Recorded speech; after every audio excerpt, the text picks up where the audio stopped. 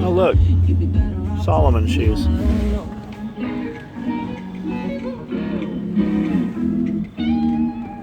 That's actual Stingray key fob. It's I'm not sure what. This phone doesn't fucking. There it goes. Focus is in, but when it's focused, you can't see the carbon fiber. It's about 10:35 Saturday night. Heading home. Got in about 8 o'clock. Just got the Rover back today. I had a tire. I had some Pirelli Scorpions that came on this truck, this Range Rover.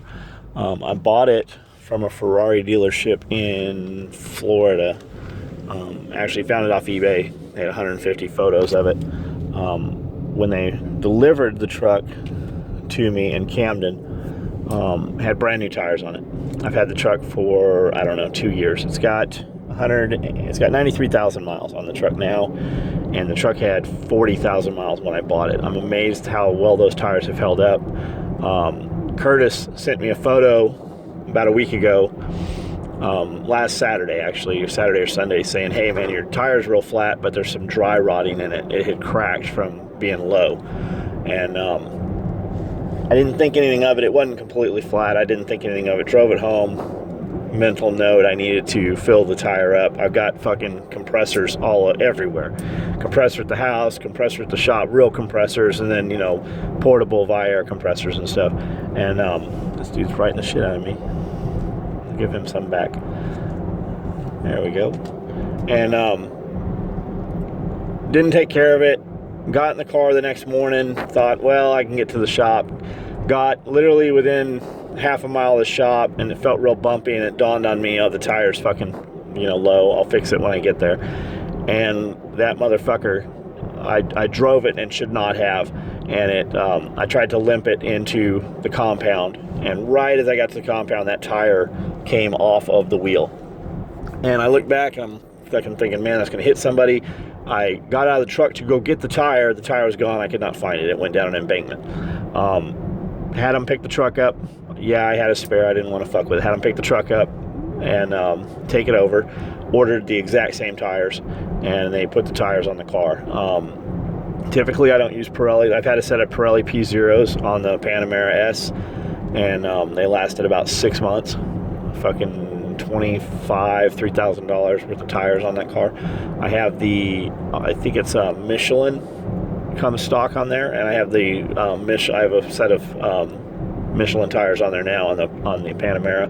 Done awesome. But these Pirelli Scorpions have lasted amazing, at least on this truck. They lasted through 2 winters, ice, snow, running it. It's all-wheel drive car. I think it's all-wheel drive. It fucking tractions really well. The Range Rover does better than some of my built off-road trucks, especially in the winter. But I'm glad to have the car back. That's all it is. Weather's gotten a little cooler. It was only like 65, 70 degrees today. At night it's getting down in the 40s, which I know, guys. I know you guys some of you guys live places where it's fucking, I know you live in fucking Siberia and Alaska and shit, and you have real winters and we don't. I know. I came from California. I like the cold. I wear shorts even in the winter. But the point is, I can use my seated heats and wear a beanie. I can run the heater full blast, roll the windows down, and wear a long sleeve shirt. I like that weather, that fall weather for, we actually have real seasons here. I didn't know what that meant until I actually moved here. They also said when I was moving, the guys heard you're moving to Tennessee, guys that have been here said everything runs on Tennessee time. I said, what is that? They go, there's no urgency. And that really does hold true. You get into the bigger city and, there's some stuff, but you deal with a lot of folks around here, and there is just no urgency. We had a dude come fix some pipes that it had separated. Did a wonderful job. The job is beautiful. It looks like fucking 90-degree angles. It looks like a schematic. Said he'd be here in an hour or so. Showed up fucking dark. Fixed that motherfucker in the dark. And when I left at 8:30, they were still working on it. Said he'd be back the next day. Hadn't seen him. He finally showed up a week after. He told Amanda on Monday he'd be here by 9:30, and never showed up. She called, left multiple messages. Just, we needed a pressure reducer. She just needed him to tell her what it was. He said it would take a week to get. Well, we order it next day, that motherfucker, so we can get everything in working order. And the fact is, I just wanted it fixed and didn't care what it cost. I'll pay you whatever it is. I just need it done. And he came yesterday with an invoice to bill me, and the job's not fucking done. And hemmed and hawed, and there's just not any urgency. Like, I could literally hire a dude to drive here from Nashville and fix that motherfucker in the same day, but I can't get a local dude who I will pay literally whatever it is he wants to do it. And that's the problem we run into with employees. Like, we have great employees, really, for real. All the employees we have right now are very good. But finding more employees, the cost of living is so low here. You have multiple generations who have been here, great grandparents, mom, dad, and the property or the mobile home, the trailer, whatever it is, has been passed down, and now the kid has it. And he can, she can draw, a check for $1,300 from the state to do nothing. And the mobile home's paid for. And they don't know any different. They just don't care. They don't have any drive, no motivation. They don't want for anything better or anything more. And that $1,300 will, buy them their beer and their weed or whatever it is they're doing. And they don't work. If you cannot get 20 people to walk in, if I could get 20 people to come through the door that could somewhat do what we needed done, I'd hire them. I'd have them working tomorrow. Like, we have that much work cut. And with that, with those girls, for every 5 girls, we can hire another, support person. I've got dudes knocking the fucking door down that want to come work for us. Every time we put up a Facebook post, dudes drive from other states to come work for us. We got a kid showed up from Memphis, came in, looked around the shop. I had no idea who he was. Talked to Dakota for 30 minutes about product and shit. Then he said, I'm kind of interested in working here. And he said, well, you got to talk to John. I had no idea that kid was here to work. And he's been here since Monday. We like him. Or maybe it was Tuesday. He showed up Tuesday maybe. But we got dudes knocking the door down. But I can't use another dude without 4 or 5 more women sewing. I would love to hire all those dudes that come here and, know everything about SOE and want to be part of the family. I would love to be able to, but unfortunately, we don't have enough work without the women, because they support the women. When the women sew, they clip and clean. When the women sew, they mark the product. And we just unfortunately can't hire all those guys without more sewers, and we just cannot find the sewers. We hired 2 more. We actually hired 3, and 1 didn't work out. The 2 we got are good, and the one before that is amazing. And all of our other girls are really, really good. Put a post on Facebook, said, "What do you want to talk about?" Somebody said turtles. I'm not a big turtle person. I have a few aquariums without turtles. I don't think we can legally even own turtles in Tennessee. Luckily, I'm not a big turtle person. I have a cicada tortoise. It's a African spur-thighed tortoise.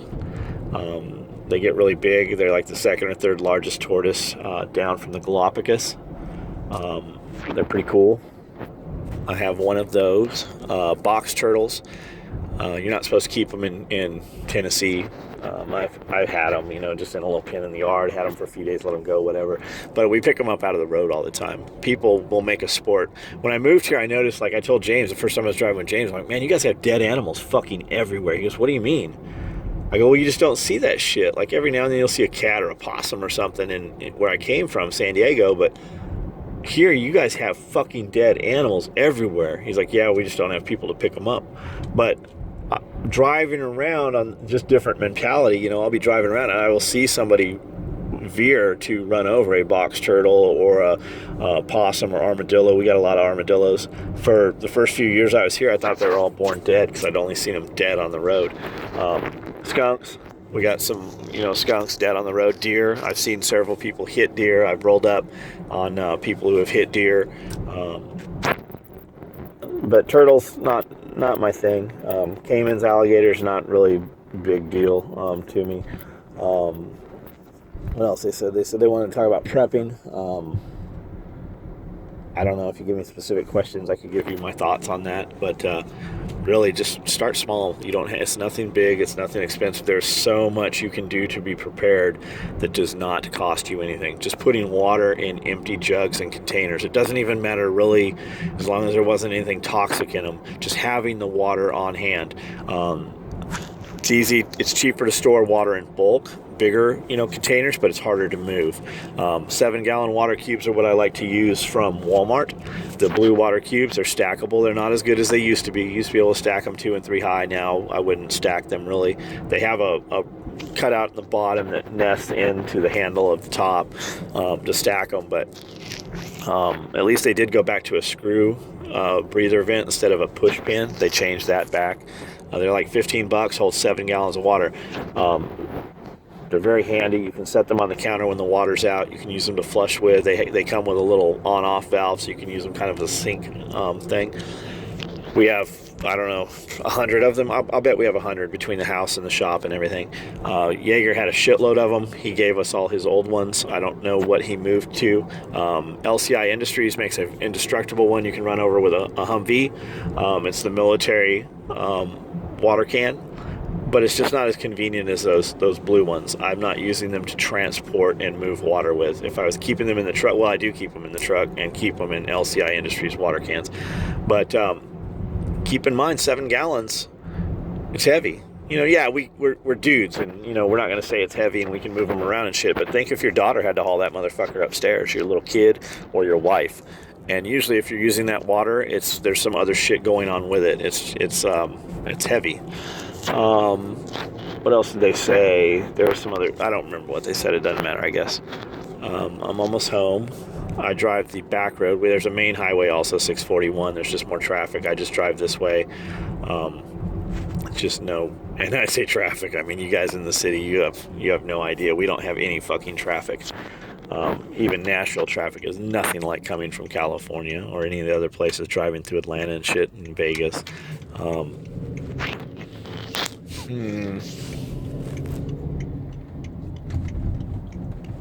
And I'm holding the phone vertical because it's just how I naturally hold the phone. What else? Tomorrow's Saturday. James Hicks is getting married to Lindsay Cagle. The wedding is at 2 o'clock. And we're going to go to that. I'll get up in the morning, probably 8-ish, and go to the shop, get some shit done. I have there's always stuff to do. I'll do emails in the morning. I got a bunch of belts I got to cut for this week coming. Then I'll probably, there's somewhere around Nashville, some dude's got a bunch of loblolly pines and white pines. He's got some 4.5 foot, 5 foot, and 6 foot trees. My intention is to take a trailer there and buy every pine tree he has. I don't think he has more than 100 of them though. Tennessee Department of Agriculture will give you seedlings, which Amanda called and talked to them. What's the difference between Generation 1, Generation 2, Series 3? Loblolly pines get 100 feet. What's the difference between a loblolly and a white pine? And then what's the difference between a white pine and a white pine Christmas tree? She spoke to them, but we cannot get any trees. The trees go dormant December, January, so they actually, I guess the trees are all in the ground right now, and then they pull them out and put them in little tubes. So we're going to order 1,000 pine trees from the Department of Agriculture, but they will not deliver till mid-January. So mid-January, our ground is kind of frozen here, so I'm not sure how that's going to work. Maybe it's not. Maybe it doesn't freeze till February. Maybe we'll have time to get them in. But they say that a good time to harvest and replant trees is middle of winter, because they like on a deciduous tree, all the leaves have fallen off, all the sap has sucked into the root stock and everything. So evergreen tree, kind of the same thing. When it's cold, it somewhat goes dormant, so it's not as traumatic to the tree, and then as it warms up, it gives it all that time for the sap to move, and the tree just not to be in shock, because it's not middle heat of summer. We planted a lot of trees middle of the summer, and we lost some, and I'm sure there's other factors to that too, but some of our trees are fucking enormous. I mean, taller than I am already, and some of them are fucking completely dead.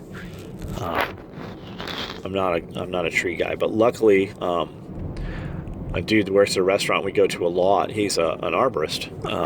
I just told him, I'd asked for his business card. I said, hey man, we send people here all the time. Do you have a card? And he said, I don't. And I go, dude, you got to get one. Just, if nothing else, just so people who like you can refer their friends.